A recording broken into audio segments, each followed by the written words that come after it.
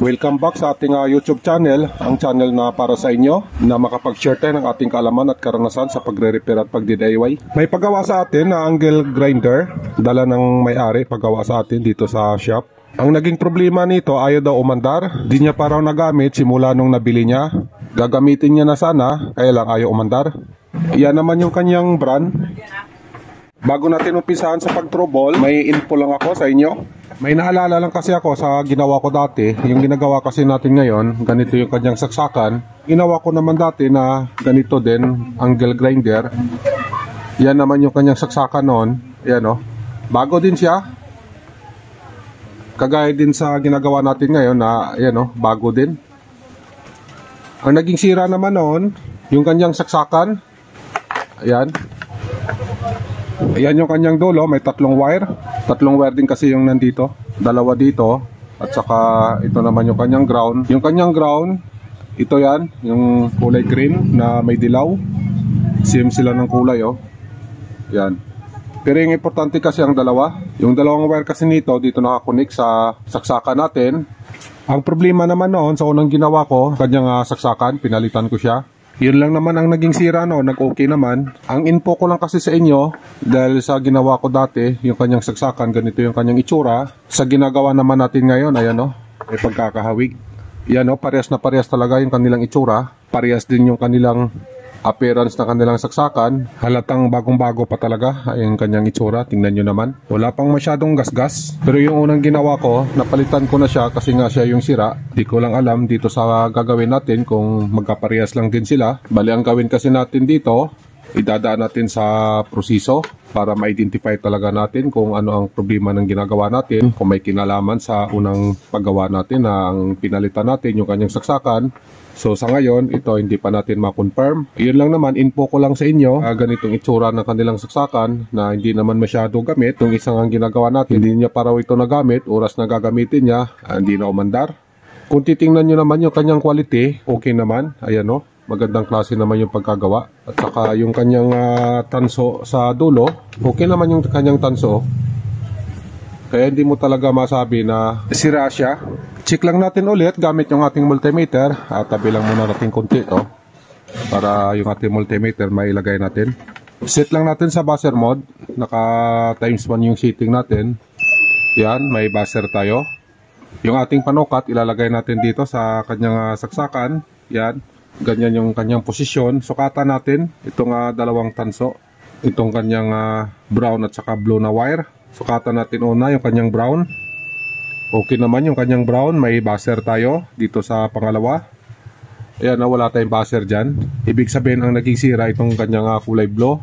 Yung ground naman natin ay hindi na siguro natin na susukatan yan kasi hindi naman ginagamit. Ang ginagamit lang talaga ito sinasaksak sa outlet natin. Bali ito lang yung wire na papasok doon sa mismong unit.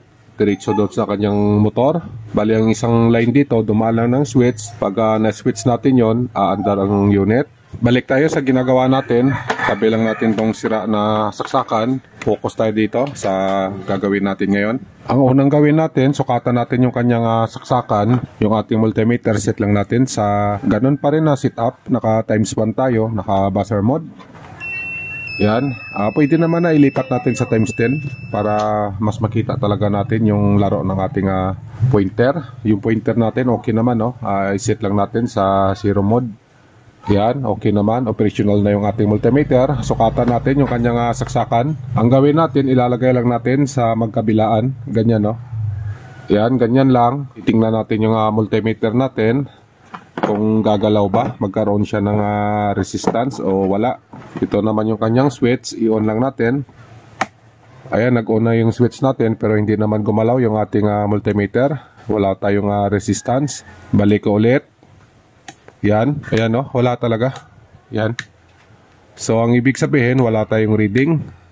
Walang resistance na na-read yung ating multimeter. Ayan, wala talaga. Sunod na gagawin natin, buksan natin yung kanyang likuran. May dalawang tornilyo dyan. Tanggalin natin yan. Yan yung pinakaloob ng likuran niya. Yung ating wire na saksakan, ayan na siya yung tatlong wire niya. Yung kulay green, Dito lang siya nakakonect sa body ng metal na yan. Tapos yung kanyang kulay blue na wire naman, pinaka-common, dumiretso na dun sa loob, papuntang motor. Yung kulay brown naman natin, dumaan siya ng switch. Ayan yung kanyang switch. Tumago siya dito sa kulay blue. Yan. So bali ang gawin natin, i-reading natin yung kanyang papunta dun sa motor na linya. Bali yung dalawang kulay blue, ito yung isa. At saka itong isa na dito sa kanyang switch. Yung ating multimeter, ganun din. Set lang din natin sa times 10. Check lang natin bago natin sukatan. Okay naman yung ating multimeter. Reading natin. Ilagay natin yung isa dito. Yan. At saka itong pangalawa. Dito din sa kulay blue. Dito sa switch banda. Yan o, may reading tayo. Ang ibig sabihin, may resistance yung ating motor. Bali, ang sunod na gagawin natin, i-read natin yung kanyang switch. Yan o, yung may wire na kulay brown at saka kulay blue. Yan yung kanyang switch. I-read natin.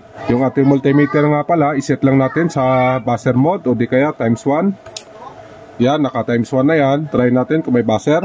Yan, may buzzer tayo. Sukatan natin yung kanyang switch. Ayan, wala. I-on natin. Ayan na, naka-on na yan. Sukatan natin ulit. Ayan, may buzzer tayo. Ang ibig sabihin yung ating switch okay naman. Gumana naman yung ating switch. Okay din naman ang resistance ng ating motor. So ang ibig sabihin, yung kanyang saksakan, parang may kinalaman dun sa unang ginawa natin. At sa ginagawa natin ngayon, check natin ang multimeter, yung kanyang saksakan para magkaalaman. Yung ating multimeter nga pala, nakaset na yan sa times 1, buzzer mode. Yan. Sukatan natin. Ang gawin natin, ilalagay lang natin dito sa kanyang saksakan yung ating isang panukat. Yan, ganyan. I-reading natin yung wire na pumasok dito sa unit. Unahin natin yung kanyang blue. Yan, yung blue niya, okay naman, may buzzer. Lipat tayo sa kulay brown. Yan, yung kulay brown natin, wala siyang buzzer, pero may reading naman. So, considered na natin na sira yan kasi yung normal talaga yung may buzzer. Hanap lang ako ng pamalit, sukatan natin, ikukumpara natin dito sa ginawa nating pagsukat. May nahanap na ako na pamalit, ito yung ipapalit natin, 3 wire din siya. Kaya lang yung kanyang kulay green, inalis na natin dito. Dito kasi yung kulay green niya. Kaya siya inalis yan para hindi na tayo gagamit ng adapter para lang maisaksak natin. Pagka wala kasi yan, maski anong outlet, pwede natin siya isasaksak. Bago natin siya ikabit, sukatan lang natin yung ating panukat. Ganon ulit, naka-buzzer mode, naka-times 1. Ayan, okay naman yung ating multimeter. Ganon ulit yung proseso natin, ilalagay lang din natin dito. Ayan, sa dalawa na yan. Sukatan natin yung kanyang wire, itong black at saka white lang. Kasi connected siya dito sa saksakan. Unahin natin yung kanyang black. Ayan o, may buzzer. Yung kanyang white naman, yan, may buzzer din. So ang ibig sabihin, parehas silang may buzzer. Di kagaya dun sa pagsukat natin dito sa kanyang wire. Ang may buzzer dito, yung isang wire lang. Itong kulay blue, yung kanyang brown, walang buzzer. Unlike dito sa pamalit natin, same sila na may buzzer. Yung kulay black at saka yung kulay white. Yan. Tanggalin ko lang yung wire nito. Ito ipapalit natin. Pagkatapos sukat tayo ulit. Okay na, napalitan na natin ng wire. Ayan na yung kinalabasan. Ito na yung pinakasaksakan niya. Itong wire na pinalit natin, galing ito sa mga LCD type na TV. Ganito din na klase yung pinili natin para same lang din sila sa kanyang original na bilog din. Ayan o. Yan. Sukatan natin dito sa kanyang saksakan kung magkaroon siya ng resistance. Yung ating multimeter, set lang din natin sa times 10. Yung ginamit natin kanina sa pagsukat. Check lang natin kung may resistance na siya. Ilagay lang natin yung ating panukat dito sa kanyang saksakan. Dito yung isa at saka yung isa naman dito sa kabila. Yan, ganyan. Pagkatapos, i-on natin yung kanyang switch. Yan o, nagkaroon na siya ng resistance. Unlike dun sa unang sukat natin kanina, na hindi pa siya natin napalitan ng wire, wala tayong nasukat na resistance. So ngayon, ayan o, may reading na siya. Saksak natin sa ating outlet. Yan. May power na tayo. Ang gawin natin, try natin paandarin kung aandar na ba to. Hawakan lang natin. I-on natin yung kanyang switch.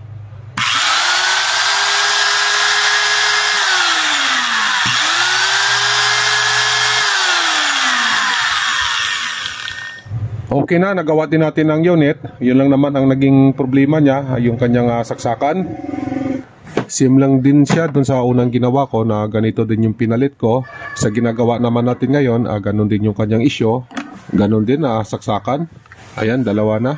Dalawang beses na ako nakagawa na ganitong klase ang saksakan na ginamit. Hanggang dito lang tayo. Maraming salamat nga pala sa oras nyo. Sana makatulong sa inyo ang ginawa nating video. Kung naka-benefit kayo, pahingin na lang din ng like at saka subscribe. Hanggang sa susunod nating video. God bless sa inyong lahat. Mag-iingat kayo lagi. Bye-bye.